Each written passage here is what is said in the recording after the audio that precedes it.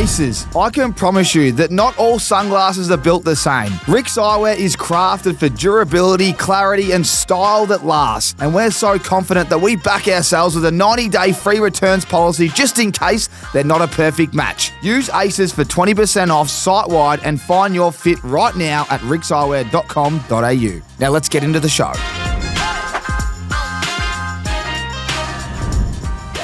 All right, guys, welcome back to another episode of Tommy Talks. This week, we are lucky to have Joe Magguire in the building, the third Aussie to bring home a natty. I believe it's in the building. We'll get him out later. But, mate, it's so good to see you, and thank you for popping into the studio before you head back to Ohio State. Oh, thanks for having me on. It's good. Love seeing Aussies do well over there, mate. But to see what you did last year, this year. Crazy to think what you do every week and then what you did on the big stage.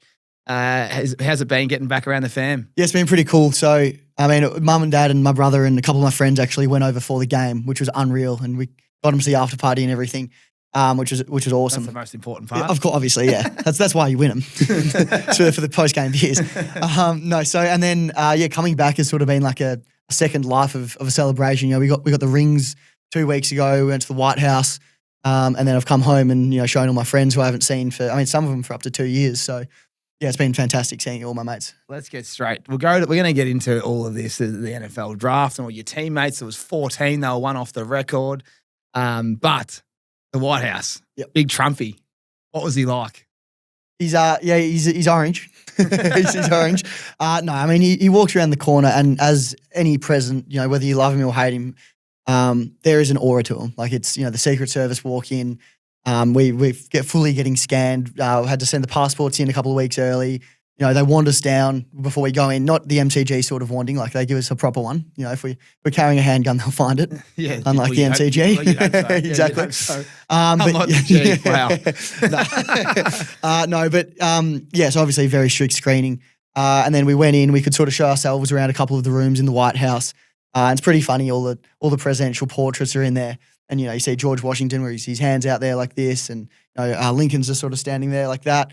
Obama's not a normal sort of portrait, and there's Trump with his fist in the air, and he's got the blood on his face, and it's in prime position. Apparently, he moved Obama's, and then Joe Biden just isn't there. So, isn't he there at all? Not yet, but yeah, I think Trump sort of might have had something to do with that, but Yeah, he managed to chip Joe Biden in a speech to congratulate us winning the national championship. Well. Yeah. So that was a pretty good effort. But then, he sort of got up and spoke and congratulated us. And he sort of said, we weren't going to go to the Oval Office. It's pretty hard to get to with security and everything. And then he's sort of gone, but I've decided, Ohio State, we're going to bring you in. We're going to get a photo of you and us. And then he turns around to the players where there's no microphones or everything and just says, who bloody cares? So... and he didn't say bloody, but he sounds like he just loves breaking the rules. He loves sport. He loves the boys, and it was good. And a lot of my teammates are more Republican leaning, so they were all loving him. So that's great. I saw I think he played golf with Saquon Barkley today. Saquon, or yesterday. It was all over the internet, but Saquon had to put a post out because obviously everyone loves him or hates him. So Saquon's like, hey, just chill, man. I got invited to play golf. Played golf like he's the president. I'm allowed to hang out with him and accept the offer. Yeah, so I actually got a DM from some random dude recently who was just abusing me, saying how dare you not refuse the offer to go to the White House? You should have done that. If I ever see you, I'll drop you, mate. And I'm like, that's wild. A, no, you won't. Two, if you get an offer to shake any president's hand in the Oval Office, you're going to take it. 100%. Love him or hate him, it doesn't matter. Did you shake his hand? I did, actually. I was one of the only ones. So really? Yeah, so there was sort of probably 15 in the room at a time. It's not actually that big of an office. It's surprisingly small, the Oval Office. That's weak by Trumpy. So, but we sort of went through and we've said not allowed to ask him to sign anything. It'd be easy if you gave him a piece of paper, then you could construct something around it. And and then they sort of said just move through, don't all stop and say hi. But I positioned myself pretty close. Dad sort of taught me how to position myself in a photo. Got nice and close to him. And I was in between him and Coach Day. And I saw a guy in the group before shake his hand. So I thought, all right, he's chill enough to do friendly. that. So I'm standing next to him about to leave. And I'm like, I got one chance to do this. So I just sort of stuck the hand out and said, thanks very much, President, for having us. And shook the hand and walked away. That's brilliant. That is so good. You got to take those opportunities. Exactly right. I mean, don't know how many times I'll shake a sitting president's hand in the Oval Office. So, yeah, take it while it's there. Exactly. Sitting as well. Yeah, acting. It's well, not many people will get that opportunity. Let's just quickly talk about the draft because we're going to talk about winning the natty and your journey as a punter and as a holder. Even I forget that you're holding the ball. I was thinking there's a lot of people don't know the game. There's a lot of stress with that hold. You've got to nail that hold so they can kick the pat. But the NFL draft just commenced and just concluded. And it's all done and dusted. 14. Yeah. Ohio State boys taken. Your quarterback. Yep. Have you got any funny stories? Or have you, obviously you're good friends with them all. Who was your tightest out of all them? And what'd you make of it? Yeah, so I was, I got along with most of them pretty well. A couple of the running backs, Quinshon Judkins, I'm sort of good mates with. We used to occasionally go to the casino together and play a bit of baccarat. I really like it. You're a baccarat man. Yeah, so we sort of go in there. You blokes that don't understand baccarat, either do I, but I played not long ago and cleaned up. It's a bit of fun. I hit the tiger 3 times. Did you really? Yeah. Wow. And my mates reckon they've never seen. I didn't know what I was doing. It's good fun. We sort of just got into it. He turned 21. So sort of funny story. My long snapper mate, he turned 21 and he wanted to go to the casino, and I was one of these 21-year-olds, and one of his close mates, he's like, come on, take me. And I was like, John, yeah, but like you can't get addicted to this, mate. Like, if I say we leave, we leave. Anyway, so we started off going, and we agreed that we'd go in and just play one hand, win or lose, $100 on a colour. In and out. And we'd sort of get a vibe, we'd be driving in and a colour would just come to us. Yep. So we'd choose red or black. And I don't know what the odds of this are. We were on a 12-game win streak. On baccarat? No, on roulette. Yeah, so we have 12-game win streak, so we're 1,200 up. That's amazing. And I've just gone, I don't lose then. Like the casino's, it's mine. Did you leave at 12? Yeah, no. So it was go in, we won a hand, and then we'd go home, and then the next day we'd go in. So over the space of a few weeks. So you just get in and out and go, let's do that again, not sit there. Gotcha. Yeah, exactly. And so we do it on. That's unbelievable. So we do it. We call it degenerate roulette because it was this one on a screen. We didn't actually do the real one. Oh, you didn't do the real one because we went to video reactions. Gotcha. You can't video at the table because you're not allowed to video. So I was videoing it, and my mate's a pretty funny guy, and it sort of started to spread around football what we were doing, and a few of the boys thought it was pretty funny. And then Quinshon turned 21. He's like, oh yeah, take me. Get me involved. And he's like, yeah, like obviously you boys win. I'm like, yeah. We win. And we take him there and he loses 500 straight away. I'm sorry, mate. Like, it's just how gambling works. I'm sorry. But from then, we started going a fair bit. And then one of the other quarterbacks who just transferred actually decided he wanted to play baccarat. And we just sort of got into it. It was sort of a bit weird. But because of that 12-game win streak, I sort of said, I track every time I go, I track what I make or lose. So if I ever lose that 1,200, I'm done. Yeah. But I've done all right out of it. What's your profit margin? I'm up about $2,000 in total. That's great. Yeah, it's good. It's just you're diligent. Yeah, well, I am proud of myself that if I lose what I go in with, I'm done. Yes. I don't reinvest. Can't reinvest. The only time I did was my birthday because I thought, there's a couple of rules where you can do it. There was So Quinshon came a couple of times. But then anyway, back to the draft. So Will Howard, just a great guy. Like he was our quarterback all year. One of the best blokes going around. He's funny. He's sort of very easily to cast the specialist aside as, we don't really do as much as the offense and defense, but he absolutely embraced us. And so really good guy. Anyway, the third night of the draft, which is the main night, I think it's rounds 3 to 7. I'd actually had a few beers with one of my mates who I hadn't seen for about 2 years. And I thought that something happened. I can't remember what it was. And I sent him a text saying, completely irrelevant to the draft, completely forgetting that he's probably sitting there, one of the biggest days of his life. And, I've FaceTimed him to be like, look at this. And he's actually answered. And I've gone like, oh, mate, like, what are you doing? How you going? He's like, oh, yeah, mate, just watching the draft. I'm like, oh, shit, yeah, forgot about that, mate. Sorry, like, good luck, by the way. And I sort of hear a bit of like growing murmuring in the background. And his uncle's sort of going like, is that it? Is that the call? And then he's like, oh, no, sorry, guys, it's not the call. It's just Joe. And everyone's like, I'm like, sorry, mate, I'll call you later. Good luck.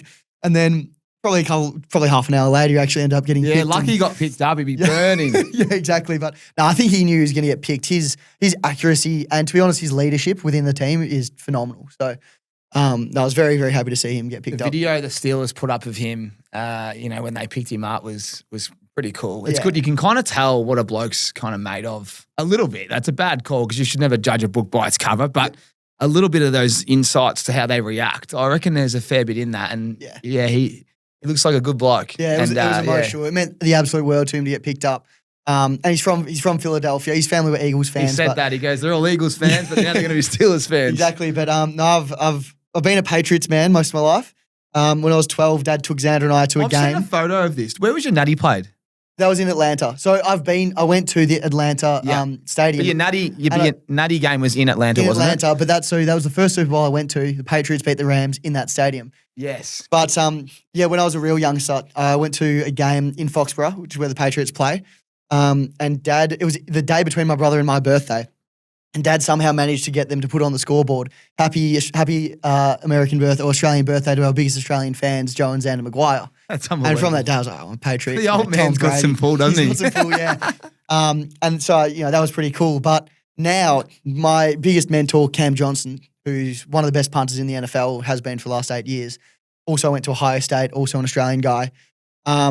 He's at the Steelers. Now Will's at the Steelers. And Jack Sawyer, our defensive tackle, who also got drafted to the Steelers this year. They're all there. So I think my allegiance might be changing a little bit. I think I'm more of a Steelers man now. So I can't stand the Steelers. Yeah. A lot of people say that. But if they can change their offense, they've got the quarterback. I hope he starts. Yeah. So I hope he starts too. I really hope they get Aaron Rodgers because realistically he's got 1 or 2 years left. It's interesting to see that hasn't played out yet, but I'd imagine, taking your mate at quarterback, they're going to need to get a veteran in, and Aaron's just sitting there. So you think Aaron comes in for 1 or 2? I think so, and they've got a pretty solid team. I think they're a sleeper pick this year.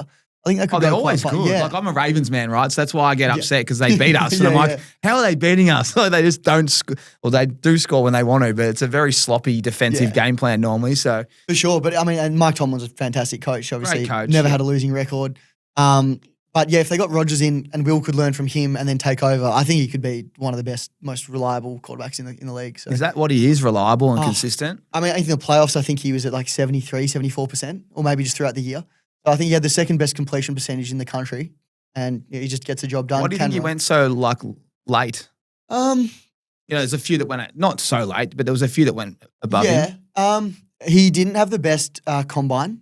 I mean, I don't know a whole lot about how it works, watching a quarterback, but sort of that was some of the criticism was his pro day wasn't the best in saying that, on pro day, sort of teams say do this, and he might not have done it before. He's never worked with those receivers. And then to his credit, he bounced back on pro day, which is sort of like a draft combine, but only for at a higher state. Yeah. And he's bounced back and he's thrown 65 from 67 and there were 2 drop catches. So he's had an absolute day out. He's 6'4", 6'5", 115 kilos and runs 22 miles an hour, which is like 35. Quick. Like it's pretty quick. So yeah, I think he's. He looks strong, man. He's strong. Yeah. So you need to be out there in Pittsburgh. Yeah, 100%. I mean, even in the Big Ten for college, like you need it. The size of the guys is just insane. Like I'd say I'm a sort of a bigger guy now. I'm sort of 94 kilos at 6'2", and I'm tiny. I'm the little guy in there. So yeah. They're big boys. Yeah, terrifying. I mean, Tyke Williams, who got picked up at 28, Detroit, I believe, to Detroit. Yeah, he's like 300 pounds, so we'll call it 140.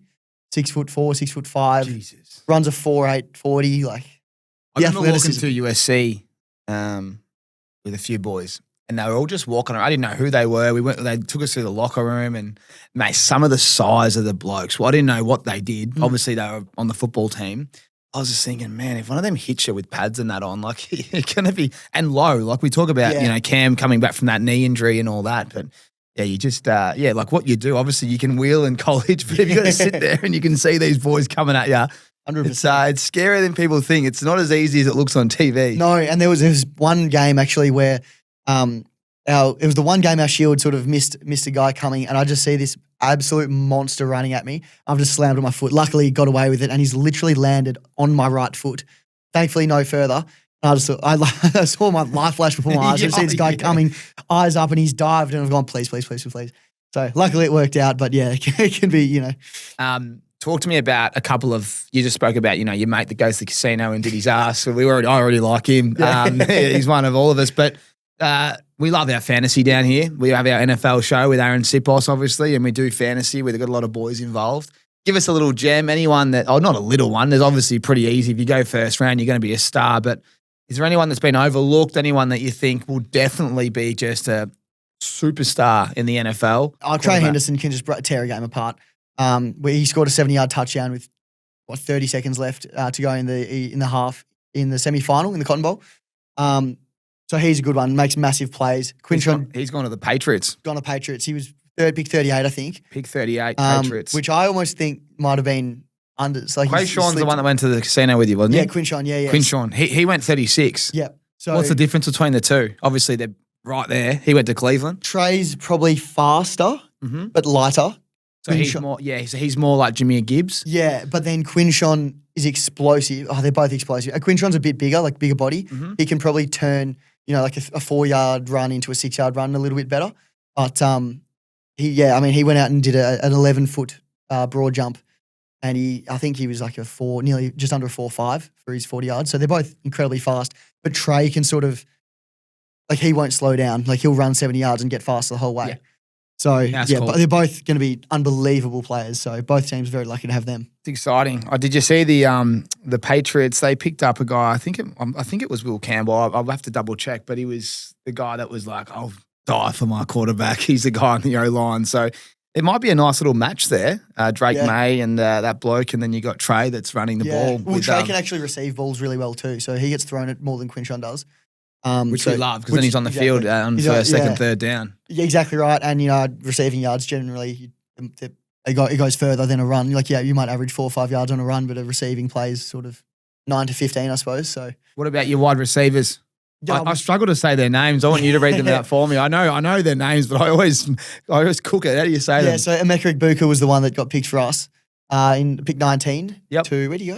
He's going to the Bucks. He's got Baker Mayfield just throw. They got a lot of receivers there. Yeah, so he's gonna slide in very nicely there. Play the sort of the X. I think is the X one. I don't know. One of the wide receiver positions where he'll sort of turn on a dime and just he'll make a lot of big plays. I think so. He's a good. He'll probably. I mean, it's his first year. He'll probably be wide receiver 3 first year and then work his way up. But I think he can cause a lot of damage and causes really good separation. So for sure, one to watch and a great team player and a great bloke. Second receiver off the board. Mate, we could go all day, but the draft was anything else. What was your take on Sanders? He's drifted to 144. This would be good intel from, what is your, like, what's your culture like to see, when you see what they do? Obviously, Travis Hunter's gone 2. Yep. Shandor's 144, I think, and I just saw a report come out today that owners were telling, the GMs of football to just take his name off the board. We don't want him in the locker room. Some guy said that today.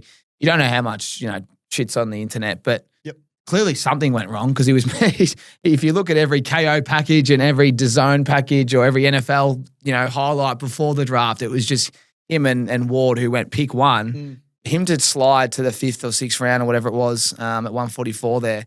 What is your take on him and how would he fit in your locker room? Yeah, so phenomenal athlete.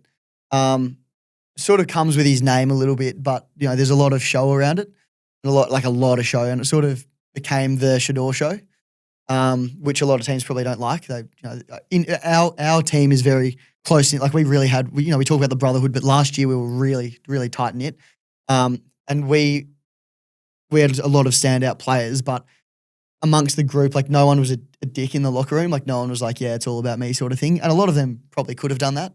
Sounds like a great place to be. It was fantastic, and a big deal at the moment going around is that we didn't lose a single scholarship player or starter to the draft to the transfer portal this spring, and we would have been just about the only team that's done that, especially of our size, which speaks volumes. Big sign, a big tick for culture, massive tick for culture. So I think our culture is excellent, and last year it was just absolute top notch. Like going into the preseason, there was a real feeling of like, we can really make a play at this, and you've been in sport before. Culture is a very underrated aspect of team success, I think. So especially that dynamic in the locker room. Like I think egos and people that think they're above one another, it's toxic. But to see that you're friends with all the boys at different positions, it's awesome. Yeah, for sure. And like I've heard, a lot of guys at other schools, they're like, we're the punter. We get along with a few of the boys. But, they say you just do your job, we'll do ours. Yeah, exactly. But no, and there's an element of that as well still. And they take the piss out of us a fair bit. But I give it back a little bit. Yeah. Well, when you're the Aussie accent as well, they get around it. Yeah, exactly. I get away with a few things, and I might get a wide receiver or a quarterback or something saying like, oh, you don't do anything, or like, what are you complaining about? And I'm like, yeah, mate, well, if I only have a job because you can't make it 10 yards. So it's not so funny at 4th and 20, is it? Yeah. Bailing the boys out. Exactly. So, You wouldn't have had to bail them out too much because you were winning every game, but exactly. you would have held a lot of balls. I did. I held a lot. So extra points. Every time we scored a touchdown, I'm holding. And then anything basically inside 40 is for a field goal. So, yeah, a lot of holding, which, it's a sort of skill in itself. It looks a lot easier than it is because the margin for error is basically 0. So, my kicker put it really well. I put the spot, put it there. And if I'm an inch this way or an inch this way, it really affects his kick. And the way he described it is, imagine you're playing, you're playing a drive off the first tee. And then as you're swinging down on it, someone moves the ball. Moves the tee. Moves the tee sort of an inch either side.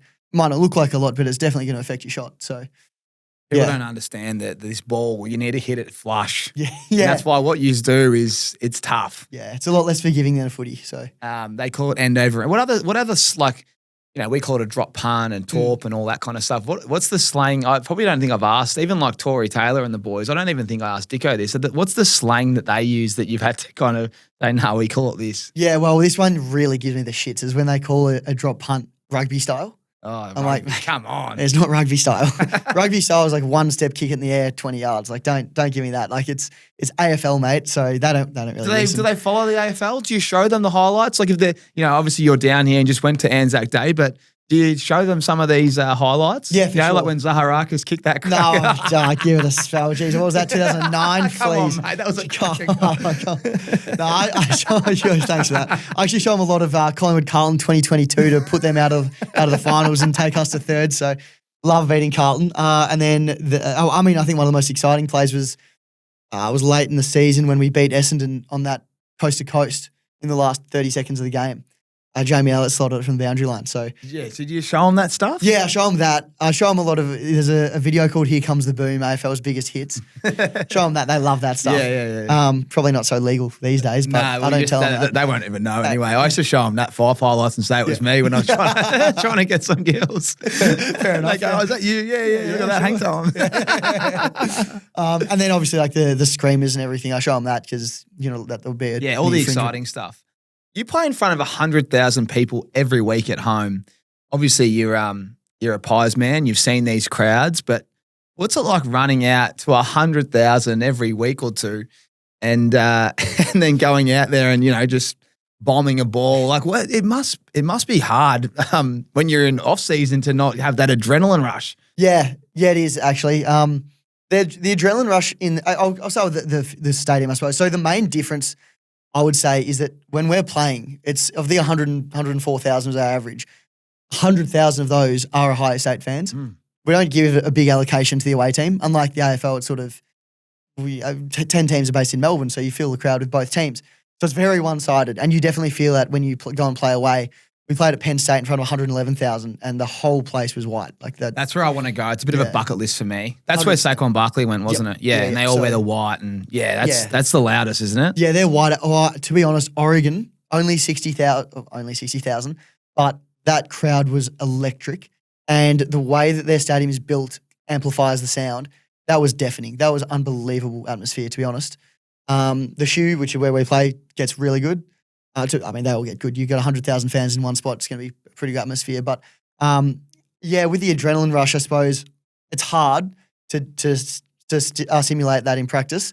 But when you got Coach Day standing literally metre you away, and he's staring at you, and then you've got some of the best athletes in practice. We put an orange spot where I'm going to kick the ball, so they know exactly where to go. And the guy on the edge knows that he's not going to get blocked for something, or this guy's not going to get blocked or whatever. So they put the orange ball there, and I'm like, he's going to be there in less than a second. So I just have to get it off, and that's where the adrenaline comes from. Because I know if I miss, I'm done. Yeah, well, that's it, and it is very strict and cutthroat. What's he like, Coach Day? Coach Day, we don't really have much to do with him. Like, he comes into the special teams meetings, and he is involved in special teams quite a lot. But he's such a busy guy. The head coaching in college is they're more of a CEO role as well. So they have to take care of, especially now with NIL, they have to take care of donors, massive media obligations. And then they got to take care of the other 9 rooms that are probably a little bit more important than us. So yeah, no, he's good. That's He's good. fascinating. He's not as involved as I thought. Well, no, he is, but I'm saying on a personal level. Yes, with each player. With the specialists. Yeah. Other players he'd have a lot more to do with, but no, in terms of special teams, he sort of has a lot to do with the scheme and talks to the coaches a lot, but not as much to us. But yeah, no, I think he's a good coach. I think he's a really good leader of young men, especially guys that have had a tough upbringing. Big into his mental health too, which isn't as common amongst coaches in the US. So actually just donated, I think, $1 million to mental health in Ohio. So wow, that's pretty beneficial. So he got sports psychologists around the place, which is good. So yeah, that's good to see. Did you see the clip of him getting on the golf buggy after the game and the chicks just driven it straight into the wall? That was him, wasn't it? Yeah, that was him. Him and Will Howard. Did you guys have a little laugh about that? Yeah, that was pretty funny. Yeah, so we did have a bit of a laugh about that. The one we actually had a real laugh about was so Jack Sawyer was our defensive end who scored the game-winning touchdown against Texas. So strip sacked the quarterback, ran it back 83 yards, and Coach Day jumped into his arms in sort of it was pretty funny, sort of like it looked like a girlfriend jumping into the arms of a veteran who's just come home, and they've stitched him up at the Sunday meeting. They've stitched him up and played that at the end. That's brilliant. And that was pretty funny. Like we had a good, and he's gone bright red, and it was really funny. So you miss those, especially like your football sides. They're so big. There's so many people in that meeting room. Yeah. It's brilliant, mate. It's brilliant. Let's talk about your journey, and then let's get into the natty because you've got your rings there. I can't wait to see them. You showed me them at the NFL draft event, which was awesome. Huge shout out to Charlotte and Jamie and everyone at NFL Australia. That was an awesome event. But I saw one of your rings, but I haven't seen another two there I think you've got. Yep. Talk to me. Pro Kick Australia, there's a lot of guys going through it. You grew up an AFL fan. You obviously, your old man's Eddie McGuire. But at what point did you start to go, you know what, Dad, I'm going to go over to the States and I'm going to be a punter? Yeah, so Dad had mentioned Pro Kick to me before. And credit to Mum and Dad, they were incredibly supportive of anything Xander or I wanted to do. He's going all right. He's going all right just at the moment. He's going all right, yeah. Every time I turn the tally on, he's popped up. He's pretty handy. He looks a lot like your old man, actually. Yeah, he does a little bit, yeah. No, so he's doing incredibly well. Like, obviously, very proud of him. And Nan sends over clips of him every time he's on the TV. So I don't miss out on what he's doing, which is great. But yeah, so you sent Nan the ring. Yeah, exactly. No, so yeah, Dad had mentioned it to me, but I didn't really give it much. How old were you, just for context? I don't know. Dad's mentioned it once or twice, but then when I was about 20, how am I at now? Yeah, how old are you now? I'm 24 now. So how did he mention it to you? I want to know, go right back. Might have been 15. Like he said, there's Australians going over, sort of thing. But then one of my best mates, Lockie Swanee, who actually captained Carlton VFL, I think last year or the year before. He sort of said, mate, you got a solid leg. Like I was doing part-time uni here and I was hating it, to be honest. So he sort of said, mate, what are you doing? Like you've got a good leg. Why don't you give this a crack? So I had to think about it. Spoke to Dad, who knows Nathan Chapman. Reached out to him and said, I'm sort of interested. What do you think? And then, footy I played footy as a kid, obviously, my whole life. But as my brother kindly pointed out on Dane Swan's podcast, I probably get more kicks now than I did when I was playing footy. That's not bad. So yeah, I think the decision wasn't mine to stop playing footy. The decision. It's not a nice one, is it? Because you hardly kicked it this year because you're just holding it. Exactly right. So yeah, definitely a drive by there from Zach. You must have had it. Did you always have a big leg? I wouldn't say big, but I'd say my timing was good and I was very accurate. So. Yep. Went to Pro Kick, and then they started developing me. They looked at me straight away and said, you need to gain weight now. Mm-hmm. I was probably 74-ish kilos at 6'2", so not a lot on me. Jeez, you put on about 20 then. Yep. Yeah, put on 20. Well, 24. Gave it a dirty bulk, so got up to probably about nearly 105 for a minute. So wow. A little bit chunky there. I was strong. I was very strong, but had to cut back on that one. That's all right. I can't do that. So yeah, I was on the old seafood diet. Seafood need it. Seafood, there's a lot of people on that. I give you a tip. But yeah, so joined Pro Kick. And seafood and eat it. That's a good one. So got stuck into Pro Kick and sort of fell in love with the idea of going over. And worked very closely with a guy called Dave Tunavai at Conquest Fitness. And I trained with him 8 to 10 times a week in the gym. So that was intense, really hardcore. Morning, night kind of sessions. Yeah, morning, night. So I'd go morning, then I'd go to Pro Kick and kick, and then I'd go night. So I made it my full-time job. And mum and dad said they'd support me with anything as long as I give it an absolute crack. Yeah, it's great. So mum said she doesn't do lazy. So if you're going to be lazy about it, you can kick Yeah, you're rocks. out. But if you're going to have a crack, absolutely get behind you. So that was, very, very kind of mum and dad to be in my corner there. Makes you train harder as well. So yeah, it does, 100%. You know what I mean? You got a bit of responsibility. Yeah, exactly. And, I'm sort of, they're helping me pay for it and everything. So, I owe it to them to give it everything, 100%. Well, you can just get the ring out in a second. Yeah, and just, exactly right. It's only the start. Exactly. So, anyway, developed through Pro Kick and Conquest Fitness. And then one day, Chappie sort of came over. He's like, mate, like, we're just going to have a kick. There's going to be a coach on the film, like, just off FaceTime, just, you just do you. And I thought, oh, yeah, that's pretty good. So I'll have a kick. And he's like, yeah, no, don't worry. It's like not a big school or anything. Just have a kick. So I did. And then he came over afterwards and he's like, mate, just so you know, like, it's a higher state. And I was like, righto, not a big school, you reckon? And he's like, yeah, I didn't want to, make you think too much about it. And, he wasn't sure if he wanted you. So, and this was a bit later that he came over and told me it was a higher state. And obviously I sort of got pretty excited straight away. And he's like, mate, like, there's a higher state and there's another school that was sort of interested at the time. And he's like, Ohio State's a big commitment. They don't mess around. The training is intense, like really intense. And the standard's very high and you are not allowed to have a bad day at Ohio State, as Coach Day says. You can't. So you need to think about if you really do want this. And in my head, I'm like, I'm going to Ohio State. Like if this is on the cards, I'm going. But yeah, I had to give him a bunch of non-football reasons why I wanted to go. And then about a month or two later, I was on a plane and over I went. So Brilliant. Yeah, it was pretty cool. So did you know what the other school was? Yeah, it was Central Florida. So still a pretty good school, but obviously not Ohio State. But yeah, so I went over, backed up Jesse Mirko for a year. Oh, he's a Perth lad. Yeah, Perth guy. Yeah. He then transferred to Vanderbilt actually this year. But he was an unbelievable mentor, and I don't think I'd be in my position now if I didn't sit behind him for a year. So that was fantastic to have him. I think I heard you saying that on another podcast that he taught you what to do and what not to do. What did he teach you not to do? Just sort of like where to stand, what to say, how to talk to a coach, how to prepare yourself for a game. Just watching him, how he went about it. It's very hard in punting, I think, to if you kick a bad ball or a couple of bad balls in a row, I sort of struggle to forget about it and just move on to the next one. So he sort of taught me with that, and then he sort of acted as a bit of a coach for me as well. But yeah, it was very, very good to follow in his footsteps and just watch him on game day. That's awesome. Why did he transfer? We do, as you mentioned, we do a lot of Aussie rules style, so AFL, which is very different to the NFL. So he wanted to go to a school where you can kick more of a spiral, which is more of an NFL style kick. So he wanted to give him what he thought was the best chance to give himself the best chance of going to the NFL. And to his credit, he was first team All SEC, averaged 48 yards. And I think he's a very good chance to. He didn't get drafted, but I think he's going to be a very good chance to make a list of this year, next year, or if someone gets injured to take their spot. And I think if he does get on a list, that he won't be looking back. He'll be the guy. Yeah, that's great. I've messaged him before. He's a good man, and I love seeing the Aussie punters do well.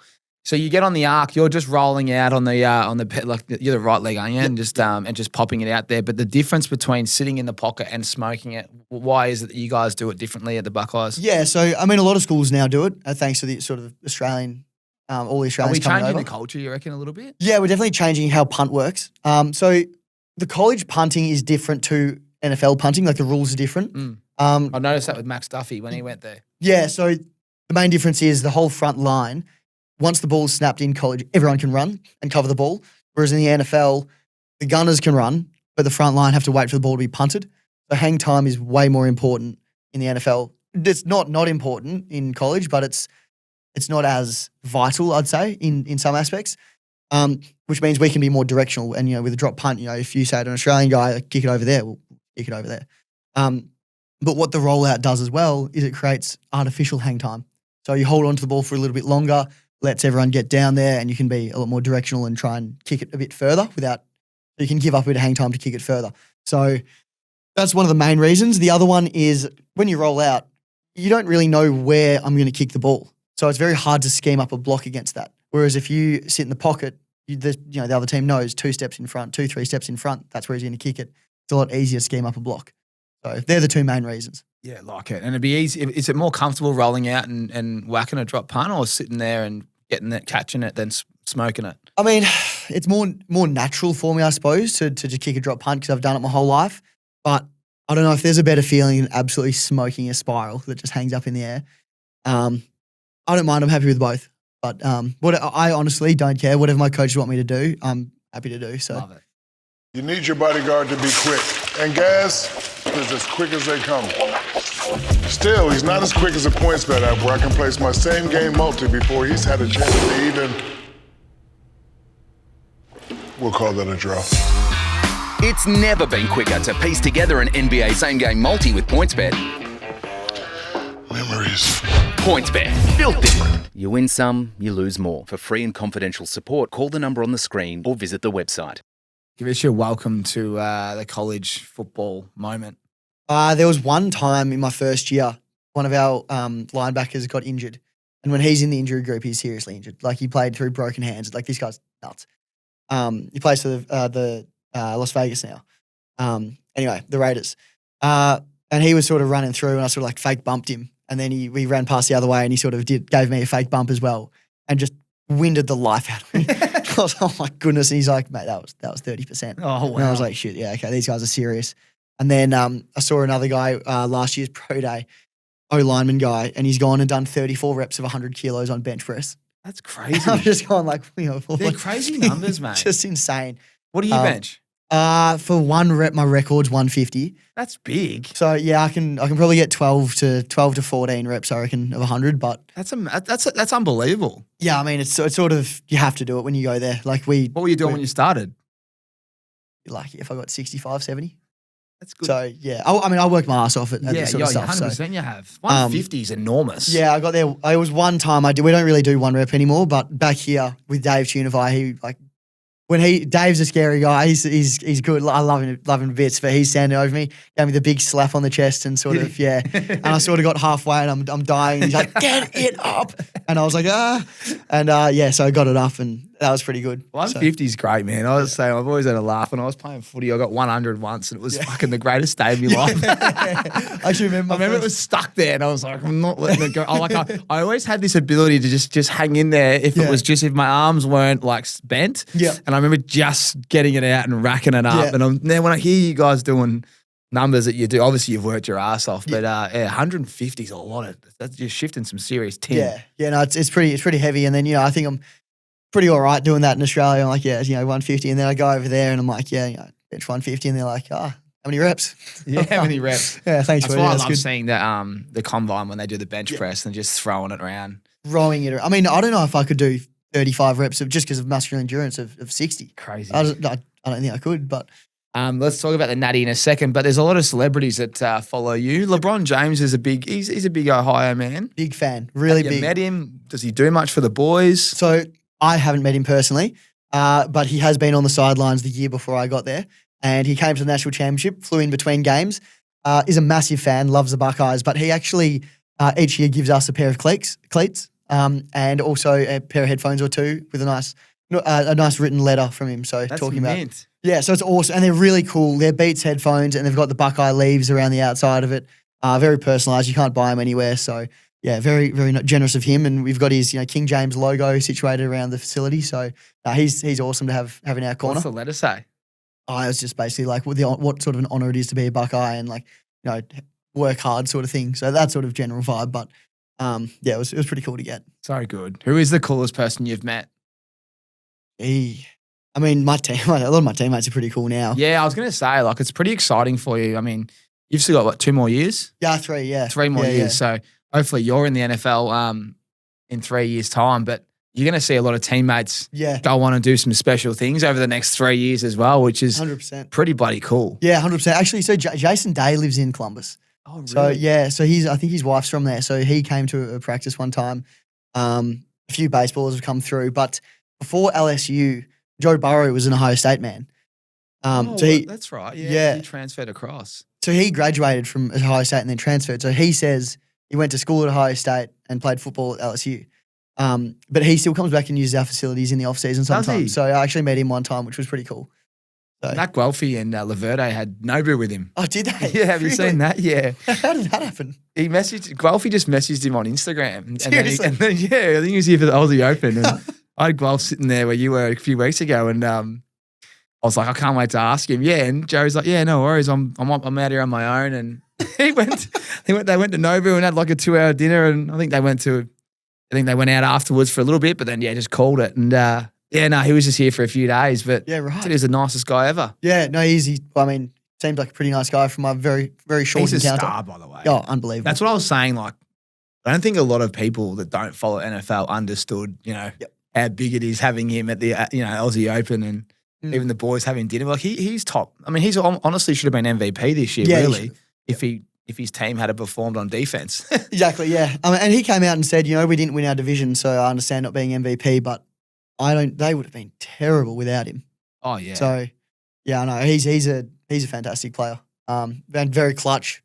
Obviously, I'll try and claim him to Ohio State, but what's he on now? He's 55 million a year or something. We could Google it, but he's right up there. Yeah, there's about 3 of them on the whole cap. I think Higgins and Chase and him have got half the cap. Yeah, they want to be good on offense, which they are actually. They deserve to be paid, and that's where you must be excited for your mates, especially if you're those boys like the running back boys. I mean, keep him away from the casino. Yeah, exactly. No, I think he's got some good financial advice, which is nice, but No, I'm hoping because he just went up to the Browns in Cleveland, so it's only an hour or 2 away. Yeah, you better go catch up. Yeah, definitely. No, he's a really good guy. He's very funny. So they all are. I was saying I was lucky to go to the NFL in Vegas, and I got to go to Media Row there and interview a few people. But Jean Robinson, I saw Jahmyr Gibbs in the casino, and all the running backs were just so down to earth and humble, and they're like the most exciting players. 100%. There's something about the running backs. I don't know whether they've just got to grind a bit more. I suppose it's a bit less more, ego. It's not as flashy as a wide receiver, but there's so much more. I find them so important. Like, 100%. I don't know why they're not. I've always said they deserve to be paid more. I can't work out why they're not. So the big reasons their shelf life is a lot lesser because they just destroy their bodies. Speaking of Todd Gurley, he reckons so's a quarterback. Yeah, they're half. They're always on the sidelines as well. Yeah, but you're right. You can replace them quite easily. Well, it's not even that. It's just like the wear and tear on their bodies because they're just running into. I mean, Tyreek Williams is 300 pounds and 6'4", and his job is to murder him. So, and it's just the constant, like every time they run the ball, they get hit. And, they might run it 20, 25 times a game. So, I mean, it's tough for them. So their careers, unless they're an absolute superstar, is 4 to 5 years. So, yeah, I think very underpaid, but, from a business.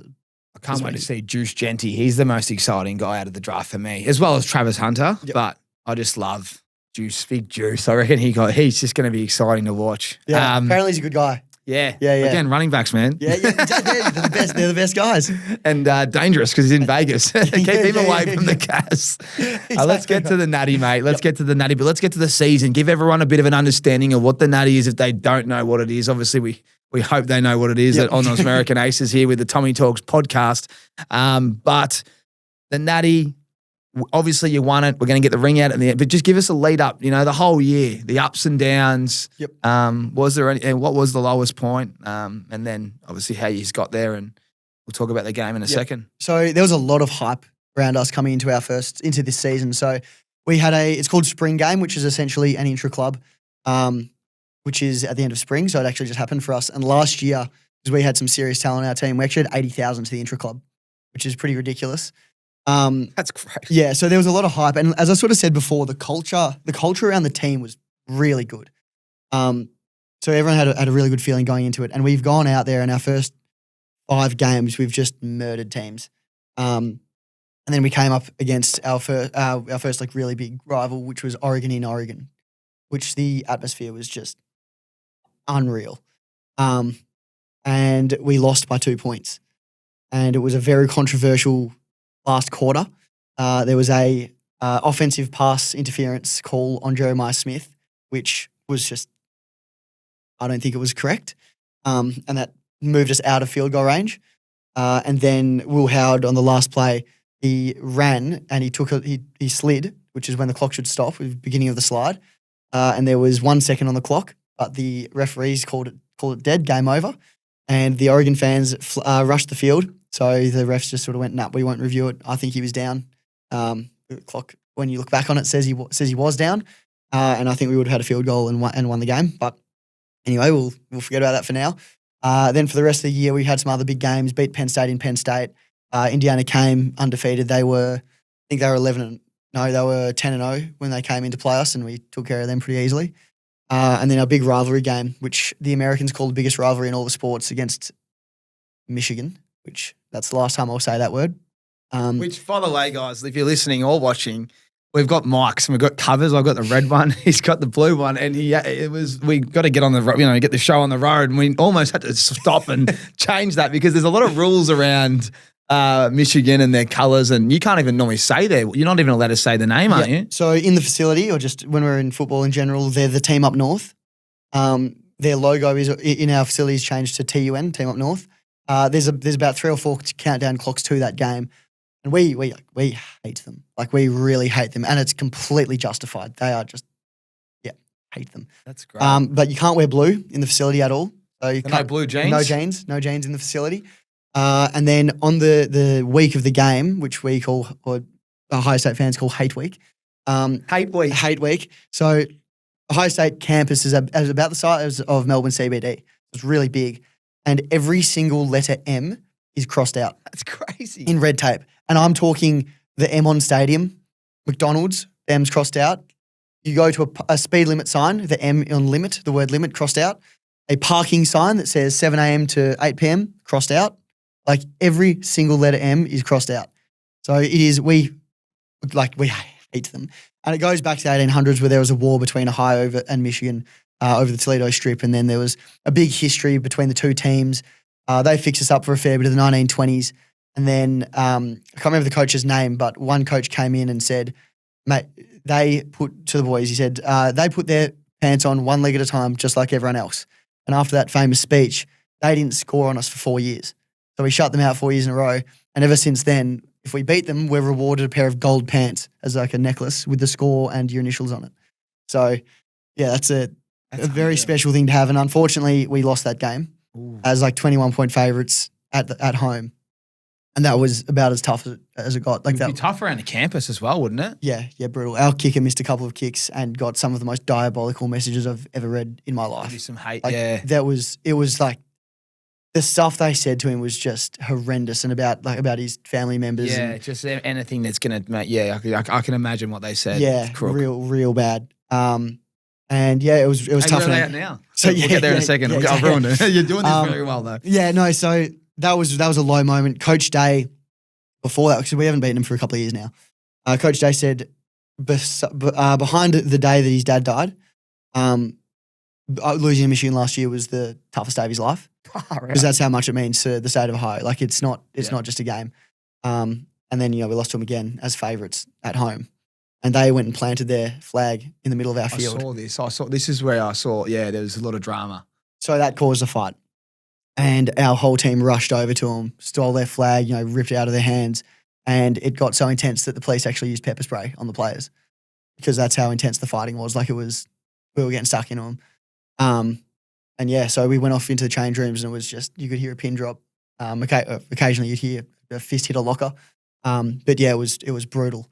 And then 2 days, we had the next day off. And that actually meant we missed out on our conference championship game. So there was, we lost that as well, but can't lose to Team Up North. And 2 days later, we actually had a team meeting. There was just players and Coach Day. And it went for about 2 hours. So no media, no assistant coaches, nothing. Just Coach Day and the players. And it was basically speak your mind. If you have a problem with someone, bring it up now. If you have a problem with Coach Day, bring it up now. A few guys did have a bit of a crack at Coach Day. And to his credit, he actually handled it incredibly professionally. Any question about the game, he explained very clearly, with great reasoning behind it. But he also really took on board what the guys were saying. And then guys talking to each other, there was a bit of a crack between offense and defense and everything. And, always is. And yeah, exactly right. But then they sort of nutted out together, and against Oregon, our defense probably were the weaker side, and then against Michigan, the defense was the stronger side. So they sort of said, we have each other's back, and it went like that. And then at the end, Seth McLaughlin, the center, and Will Howard, and a couple of other guys, really stood up and said, all right, we're not going to let them beat us twice. So we'll move on from this. Absolutely heartbreaking, devastated, unacceptable. But now we need to win a national championship. So leaving that room was a pretty good feeling. And then at the end of it, we had quite a religious team this year. A couple of youth pastors. Some of the boys were actually baptizing some of the other guys as well. So we did a little group prayer. And then we left the locker room and we went, all right, let's go win a natty. And that build up to the first playoff game was sort of, how's it going to go? Are we going to just go and die, or are we going to go out and get it done? And we put 21 points on Tennessee in the first quarter in minus 12 degrees. And we just went, wow, all right, here we go. So they were carrying on Tennessee. Like they were saying, so their stadium's called Neyland Stadium, and they were renaming our stadium Neyland North. They were going to come in, they were going to turn the shoe orange. The SEC criticism is they can't play real football in cold weather. So they've run out of the locker rooms with their shirts off to show us how tough they are. Run straight over down to their end zone, put their T-shirts back on, and we're like, oh, this is just absolute carry on from them. And then we were pretty relaxed about it, sort of having a laugh, like, look at these guys. Actually, Will Howard has just come out and said, yeah, we thought, look at these clowns. Like, and they were like, put your shirt on, mate. You see the NFL guys do the same thing. They go to these snowy weather and take their shirts off. I'm like, it's not impressive. Like, okay, all good on you. We've all been in an ice bath. We've all went into cryotherapy. Like, anyway, well, I just think it's stupid. But, we went in and just murdered them, like from the start, absolute murder. And then went into the Rose Bowl, historic Rose Bowl the next week against Oregon. So number 1, undefeated, beat us earlier in the season. And again, like just straight away, we just clicked into gear and killed them. So we had a tight end run a massive play straight off the bat. And then Jeremiah Smith, our superstar wide receiver, just ran one into the end zone. He's a young guy, right? Yeah. I'm going to say, we're going to talk about him in a second. Yeah. He's a different athlete. I mean, at his age, he's 6'4", 100 kilos. Yeah. Runs like top speed, 37, 38 Ks an hour. He's living the dream. Living the dream and making serious money off it. And he's a really good guy. Yeah. So, you can't, in some press conferences, he might come across a little bit cocky, but he's not. In the facilities, he's actually pretty quiet and sort of just goes about his business, works really hard and gets it done. But he, I think there's, this could be wrong, but someone mentioned to me that there was some stat where 17 out of 32 GMs said they would have taken him pick 1 this year if he was eligible. But he's still got 2 more years left. Jesus. So that's you might be able to put superimpose an image over the top of this, but there's a photo of him working out in preseason, and you just look at it and go like, how is this guy 19? Like it's just we'll get chuck it up, but it's on his Instagram. It's just like and he's a good guy, so. Yeah, which is rare to have at all. There's got to be something wrong with him. and sort of back to Coach Day being a good leader of young men. He develops young men into being men as well, like good men. And I think he recruits really well in recruiting good people, not just good athletes. Yeah, which is really important for the culture. Anyway, so we take care of Oregon, then we go into Texas. In Texas, and where are they ranked at the time? They would have been 3 or 4. Yeah. So Texas though is just in Texas. So in Dallas at the Cotton Bowl. Massive home crowd advantage to them. And they're probably the most like-for-like team, really fast athletes. They could really keep up with us. Oregon could as well, but these guys were fast, explosive, game changers sort of thing. So we went in there and it was an arm wrestle from the start. I punted 5 times in the first half, I think, maybe 6 or 7 times total. So real arm wrestle. And then, as I mentioned a little bit earlier, Travion Henderson, with like 30 seconds left in the first half, scores this 75-yard touchdown, which was unbelievable. You'd think absolutely the highlight of the game, best thing ever. Then the second half, again, a bit of an arm wrestle. You go into the last couple of drives. Quinn Ewers, Texas quarterback, transferred from Ohio State to Texas. He's taken the ball down to inside the 10, and we give away a foul, takes him inside 5, and then our defense absolutely just brick wall, couldn't get through us. I think they were we got them back to about 4th and 10, I'll say, from being 4th and 2. Got them back to 4th and 10, and Jack Sawyer off the edge strip sacks Quinn Ewers, his old housemate, from when they were at Ohio State. Ball just bounced up perfectly to him, takes it back to the house for a touchdown. Yeah. And the scenes were just insane. And that's one of the most famous plays in Ohio State history and forever will be. And it was just unbelievable. He's about as Buckeye as you can get. He's born in Ohio, lived and breathed Ohio State. He was Coach Day's first recruit as a head coach. And you're so happy for him. He's a great guy as well, really took us under his wing. And it was unbelievable play. And I'll show you as well. I've got some videos from the reaction on campus. Crazy scenes inside the bars. And then I actually remember watching that live. Yeah. Ridiculous play, absolutely insane. Anyway, then we move on to the national championship game. My family fly over my brother, who is one of the best mates. Like, we get on really, really well. So I got to see him, which was made the week special enough as it was.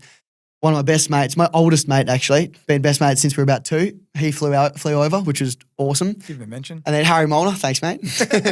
And then another one of my mates, Daniel Blunt, who actually went over to Harvard, so went over for very different reasons. But he flew from Miami to watch the game, and the game finished at 1:30, and he started his brand new job at 8:30 the next morning. Oh, what a champion. So absolute red eye on the way back. So Daniel, thanks, Yeah. thanks mate. That's commitment. That's commitment. And actually sitting with mum and dad was one of the big Ohio State fans of all time, Glenn Archer. Oh, really? Yeah, so he actually flew over. Shinbone of the century. Shinbone of the century. So he flew over independent to anything I was doing. Like, obviously he knows dad, but he's just a big Buckeye fan. And That's awesome. unreal. That's unreal. And he came to our media day and was just sort of sitting there watching. And I was like to some of the reporters, I'm like, do you know who that guy is? Like, he's a bigger deal than us. Like, I talk to him. But so National Championship week, obviously pretty intense.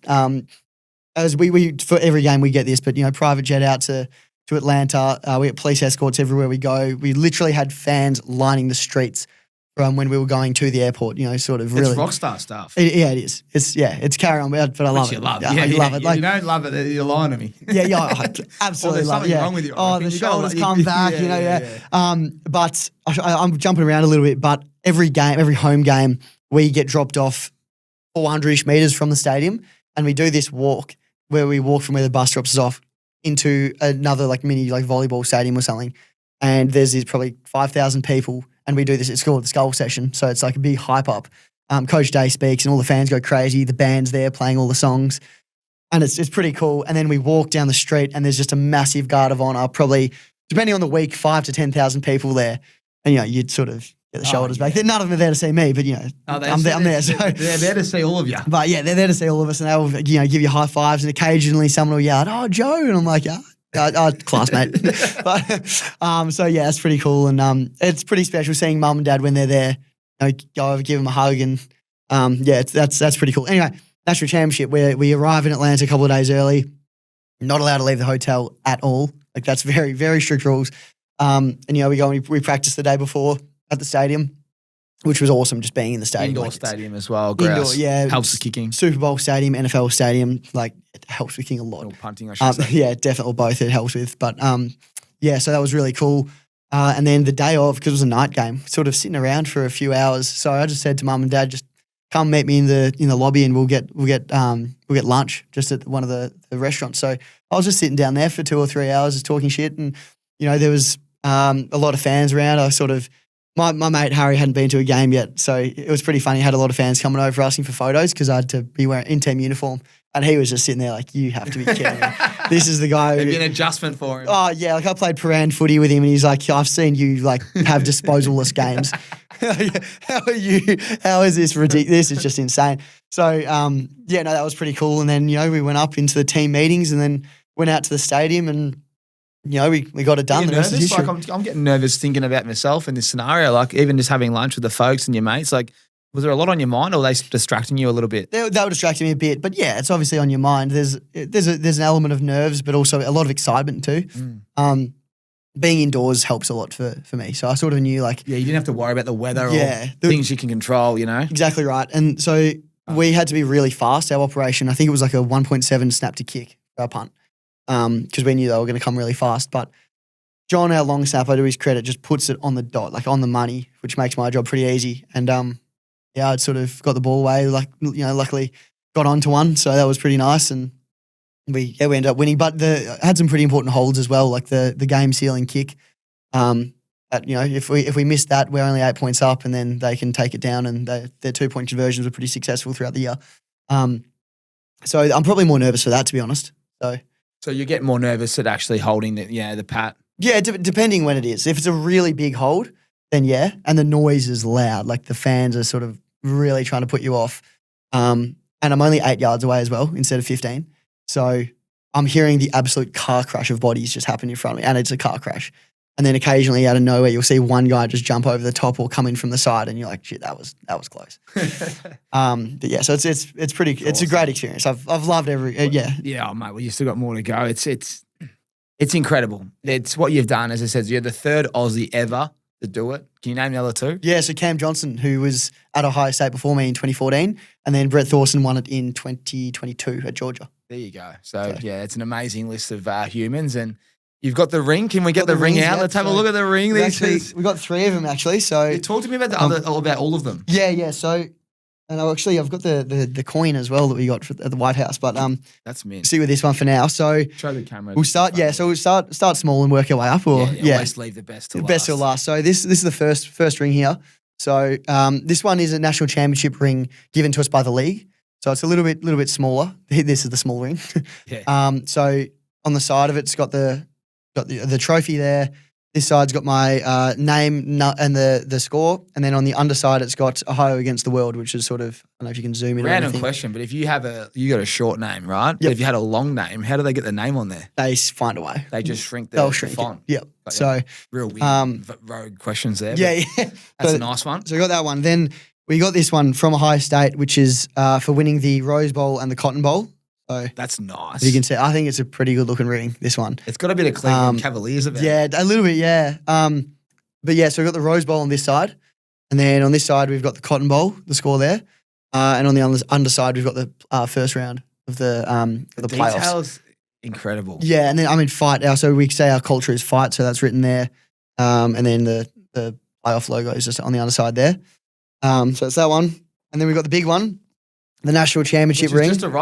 Which has just arrived. So we only got these about 2 weeks ago. So obviously a ridiculous size. You put it on and it's just insane. On this side we have the national championship score, and then our mantra for the year was leave no doubt. So for a game, the coach would be like, leave no doubt, and then all the players would be like, take them out. So that was sort of our thing. Then on this side we've got the name and number, and then one of the playoff logos. And so and on the other side had quite a religious team, so I don't know if you can see that, but we've got the cross on the other side there. And the ring is actually in the shape of our home stadium, the horseshoe. And around the outside, we've got these rectangle diamonds. We've got 34 for the 34 points we scored in the natty. And then on this side, we've got 9 ovals for the 9 national championships with 1. And the red one represents this one that we won. Incredible detail. Then it actually opens up. So on there, we've got the gridiron, so it looks like the stadium, our home stadium. And then we've got some glitter, which was from the game, some confetti, sorry. And then we've just got the scores from all the playoff games there. But yeah, it's pretty heavy. I'll give you a look at that one. Yeah, a little touch, but I won't open it. But this is, mate, the weight to this, and oh wow, it's how much would they? Not that everyone always asks, how much would these be worth? I don't know, but I reckon I've seen priceless, but- on those pawn shop websites, like, the one in Las Vegas from Pawn Stars? Yeah. I reckon I've seen a conference one go from 15 to 20. So the national championship one would probably go for a bit more than that, I think. So You ever chat to your old man who's obviously very heavily involved in AFL? Or was. He still is, isn't he? still is, yeah. About this versus the medal? Yeah. And what's his take on it? I think he thinks there's a spot for it. Or both? I think both. Yeah, So I think both, for sure. I think if you play on grand final day, you should get a medal. Like you played on grand final day and you've won.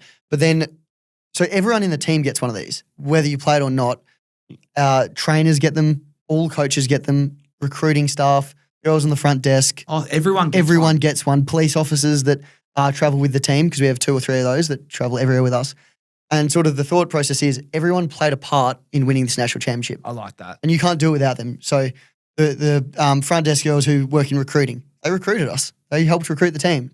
Coaches, obviously, physios, gym staff. We are not there without them.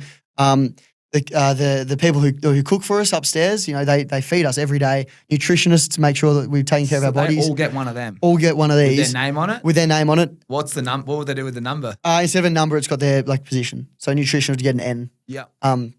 For example. But I think that's really cool. And then even so, the players that don't play, they trained with us. They were on scout team.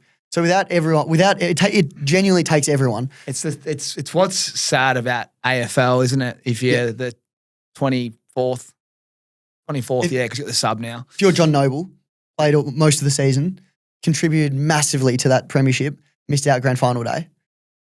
He deserves something. He deserves. And it would change the way players, no doubt, go about their business a little bit. You know, like there's not saying that they don't, but you hear players all the time later in life when they are not selected or injured, how they feel sick if they're going to miss out, you know? Yep. It's just the difference in culture though, isn't it? Exactly. It's a hard one. You're considered a champion if you didn't play. So if you're on the roster for a Super Bowl or a national championship, you are considered a national champion. So yeah. Because you did, you contributed to it. I know it's sad to see that people play all year, miss out on the last couple because they're injured and they don't get the reward. Exactly. Or a Bob Murphy, for example, does his ACL, misses out. He's instrumental to that team, even as a leader, and then as a makeshift coach. You know, well, we saw Bevo give him his medal because he deserves one. So I think there's a place for rings for sure. I agree. I think it's something that it's well talked about. It's well documented.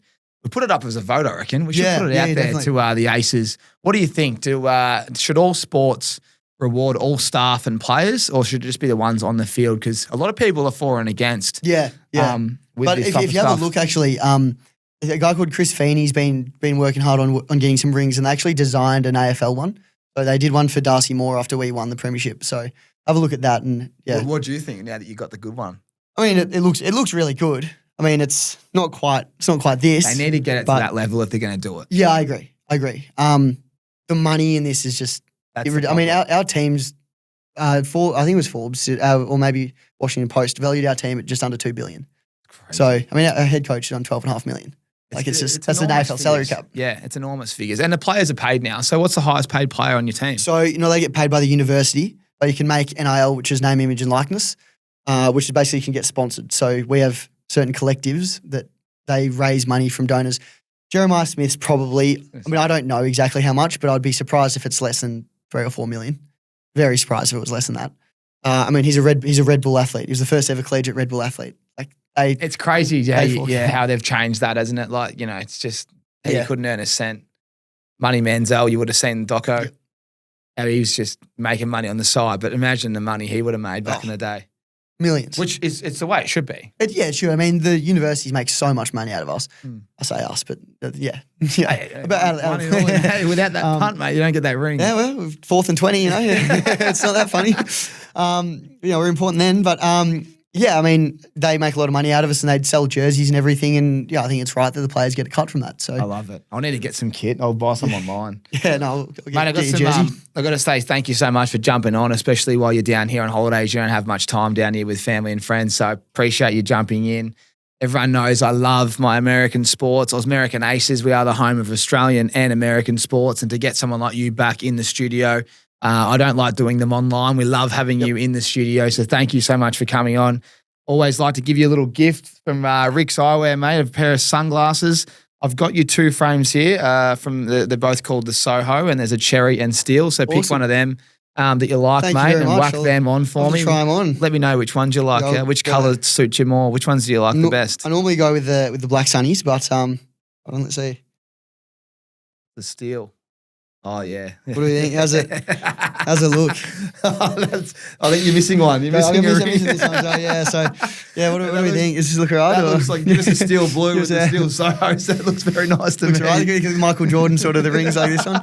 I'll get my Trump coin out. The Donald. We haven't even got the We haven't got this yet. Donald Trump gave us this at the White House. So did you all get a Trump coin as well? Yeah, so he actually gave us this walk into the Oval Office. I didn't realise this. I was saying something. No, leave them on. Leave them on. Okay, yeah. So Donald Trump, he's got this coin that he hands out. All presidents and vice presidents do. Apparently, this one's the biggest one they've ever had, though. And of true to form. So they handed this to us in the White House, which I thought was pretty cool. But so this is it. Look at the presidential seal. And then on this side, we've got his own personal seal. So you got 45 and 47 on the underside there. So yeah, sort of. I think the Sunnies go well with we have to name a pair the Trumpies. yeah, exactly. So yeah, that's there great. You go. I love that. Thank you for bringing all these in. What was the Jordan pose he's done? Was it this one that he did? Oh mate, there's that many. I can't keep up. You need a big trophy as well. We'll get rid of his blue stuff for a second. While you got the Sunnies on, mate, tell us all what would be the one place you'd like to wear the Rixies in America and just go for a little vacation? Is there a little hidden gem? Oh, there's a lot of hidden gems, but my favourite place in America is Nashville. Oh, so yes. phenomenal city, Nash Why, Vegas. why do you like Nashville? So, it's just a beautiful place to visit, you know. Nah. And who comes to town every weekend? It's not it's the capital for hens parties, isn't it? It actually is. I love my country music now. Been get into it. So yeah, really good country music. The bars are unreal. So if you have a look at Broadway, I've been there before. It's great. yeah, Broadway's so much fun. So Jason Aldean's is one of my favorite places to go. They got a good taco place as well around the place, so which I like going to. But I just think in general to live there, if I was going to live there, great sport. They got a great NFL team, an improving NFL team. Well, they've got the number one pick, which is now a quarterback, so they're going to get way better. They're going to get way better. Tax-free state too, which is beneficial for any NFL players. Then they've got an NHL team, very entertaining. They've got a Div 2 baseball team, I believe. Really good university. So they've got Vanderbilt, which is SEC. They sort of struggle a bit in the SEC, Vandy, but they play some big opponents. Pretty good climate most of the year. It snows a little bit, but it's all right. And it's just an unreal place to live and visit. Food is great. Oh, and the food is phenomenal. You got the southern food, but then you get it's southern enough that you get a little bit of Mexican influence as well, which is really good. I mean, I just love the place. I literally, any chance I get to go, and one of my best mates, Jesse Mirko, lives there now. So any chance I get, I head down to Nashville, and I'll be there over the 4th of July week. So 4th of July, what happened? You're a single man? Yeah. Single at the moment. So well, 4th of July, you just have that penciled in, wouldn't you? Yeah, 4th of July. No, I'll go down there. It'll be like a bit of a little kicking camp. We've got all the Aussie boys sort of assemble in Nashville. So yeah, we locked in for punting a little bit, and then we'll head out at night. They really embrace the accent they in the embrace South. the accent quite a lot down the South, and honestly everywhere in America. Except they for love New York, LA, I reckon it's a tough market. Yeah, New York, LA, Miami, they're like, another Australian, whatever. But then you go to Ohio where there's maybe 2 Australians, and we're a niche breed out there. So, yeah. Don't tell everyone the secrets, mate. You'll have all the everyone listening, watching, getting over there and just upsetting the numbers. Yeah, exactly. So stay out of Ohio, please. So just quickly before we wrap up, Ohio, the best bar. Like when we come and watch one day, what's the best bar to go to? So do get to Ohio, by the way. It is cool. So if you come to Columbus, I'm messaging you going, where are we going? You need to become a tour guide for a weekend. So I'll tell you a bit of a story as well about this one. But there's a place called Town Hall that everyone goes to.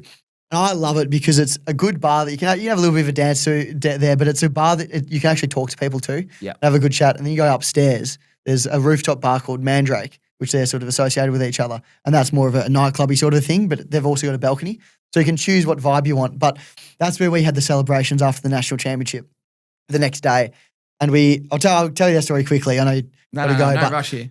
So I'm there with my brother and my best mate. And we land that day. I'll take these off. They're ridiculous. I love them, mate. Leave them Do on. a sunnies on? Or leave them on, mate. Leave them on. Leave all the rings on. You're going to be I'm proud of you for them. That's the best thing I've ever seen, those rings. I want one. Yes. I might get down to pro kick. I've been doing nothing for 4 years. You've probably got a leg on you still. No, it's a bit skinny. So we land that day from Atlanta. It's minus 23 degrees Celsius. Jeez. So I'm sort of thinking. No sunnies on there. And I'm thinking, geez, I really hope that the Ohio State fans show out here. Like I really want this to be a big night. We just won the natty, hopefully. Hopefully I didn't all go too hard last night. And we rock up, have dinner with the parents, and we get to Town Hall, and there's a line that's like 200-300 meters long, just wrapping around the block. And I've gone, oh, you beauty, like this is going to be a good night. And they're sort of turning some people back at the door, and some people are being let in. Obviously, straight to the front for us. Going like, yeah, mate, I played. Like, do you mind if I hop through? And they're like, oh, yeah, no worries. And we open the door, and we got these identical twins on the team, and they're big O-line guys, and they're pretty funny. There's, they're good guys. They're a bit they've got a bit to learn, but they're good guys. Loose. Identical twins, Deontay and Devontae, unreal names. And they sort of greet us at the door with a bottle of Dom Julio in one hand and a bucket of beer in the other. And they sort of said, pick your poison, boys. So it kicked off the night well. And I go around the other side to the bar to see one of my mates, and then all of a sudden, you get the light show coming out with a couple of bottles, and then there's just champagne flying absolutely everywhere. That's crazy. And yeah, it was just, all the boys were there, and it just ended up being one of the all-time nights, genuinely straight out of a movie. Like, it was exactly what you would expect. Exactly what you want for a celebration. Exactly what you want for a celebration. Like, all the boys there, a good group of other people that were there. And yeah, honestly, it's one of the best nights of my life. Had my brother and my best mate, so two of my best mates, like couldn't ask for any more. And then yeah, we sort of celebrated for the next few days. That's brilliant. And they love popping champagne, don't they? Oh, they love if you could waste champagne, they do it well in America. 100%. I'll show you a video afterwards, but yeah, it was. Yeah, it was. I'll flick the videos we got through. We'll make sure Harrow whacks them on the edit, sure. just to give people more of an insight on how big this stuff is. Yeah. Mate, thank you. Thank you so much for jumping on. We're going to be following you for the next few years and beyond. And yeah, it's just awesome to see what you and Jesse Mirko and all the other boys and that are doing in America. We've had a few I think there was 3 boys that just got picked up in the draft. It's just good to see Aussies doing well over there. And yeah, it's good to hear a few more stories. And hopefully you can go back to back, mate. How many have gone back to back? There's not many. Georgia did it a couple of years ago. Bama did it early 2010s, I reckon, or over 2009, 2010-ish. Before that, USC might have, but one of them's been stripped from them. So yeah, it's not very common. It is really rare. But also, little shout out to Chappie, Johnny, and Tim Gleason down at Pro Kick. So if anyone's interested in getting punting, reach out to them. So definitely reach out to them, because every time I talk to someone that's over there, it's all because of those lads. Yep. Well, thanks again, mate. And Dave as well in the weight room. He genuinely turns you into an athlete. Maybe flick me Dave's number after this. Yep, I'm looking a bit lean. You work you hard. He'll put me through something. I'd have big sessions with him. He'd Saturday mornings he lifted heavy, and then he'd put me through 12 rounds of boxing. Oh, well, so he's a bit of cardio after doing weights. Yeah. So he was ringside coach for Sammy Solomon when he won his world championship. So he knows what he's talking about. Knows what he's talking about. He's good. Like it. Well, if you get into 104, you can strip back to 94 pretty quickly with him. Yeah, exactly. So. Well, thanks so much, mate, for jumping on. I hope everyone enjoyed that one, something a little bit different. And to everyone that tunes into the Tommy Talks podcast every single week, hit subscribe, like this podcast, share it to a mate. Get in the comments if you want to let us know what you thought. But thank you so much for your support. Eddie, thanks so much, mate, for Eddie. Fucking Eddie, Joey. Wow, he's going with Eddie. Joey. I was meant to ask you about Eddie. And I've skipped it on purpose. Joey. Joey's a great name, by the way. Joey McGuire. You know what I mean? It's got a nice ring to it. Joey, thanks so much for jumping on, mate. Just been elite to just break this down and bringing the rings in as well. Make sure that, you get home safely. I don't want anyone pulling you up with them. There's been a few people doing that lately. But to everyone, thank you so much that tuned in. We hope you like this one. And yeah, mate, thanks again for jumping on. How's my form? Just calling him his old man at the end. You must love that stuff. And yeah, well, get yourself a pair of sunnies too. They're pretty nice. So they are, yeah. Take them home actually for your brother. I wouldn't mind you looking after the fam. There's 2 there. You'll definitely appreciate that. And we've got a discount code. Oh, fantastic. Aces. 20% off. Free express shipping if you use Aces at checkout. And just on that, we might have to, because you guys get dressed up, don't you, when you go to the game? Well, maybe we'll send some to your teammates. 100%. They'd love that. Get Jeremiah in a pair. Get JJ in a pair. Look good in them, I recken. Yeah, there'd be a few boys. I love the receivers, man. Yeah, they dress up. So they do, and they really flaunt. They really flaunt. Like anything in fashion, they love wearing all kinds of sunny. Well, back to your best mates, the running back, Quinshon Judkins, with the greatest watch of all time. Well, let's get some to him as well. 100%. Little operation between us. 100%. He's got a nice iced out Patek.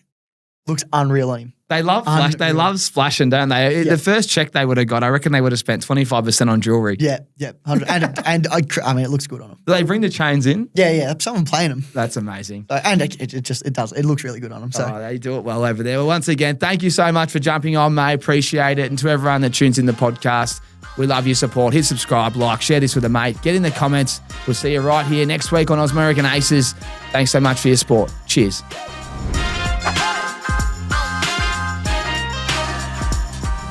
Aces, I know that's the end of the show, but here's a shameless plug for Rick's. It doesn't come without great value. Use our discount code ACES to get 20% off site-wide on us. And don't be worried about shopping eyewear online. We'll give you our 90-day free return policy just in case they're not the perfect fit. Head over to rickseyewear.com.au and find your fit today.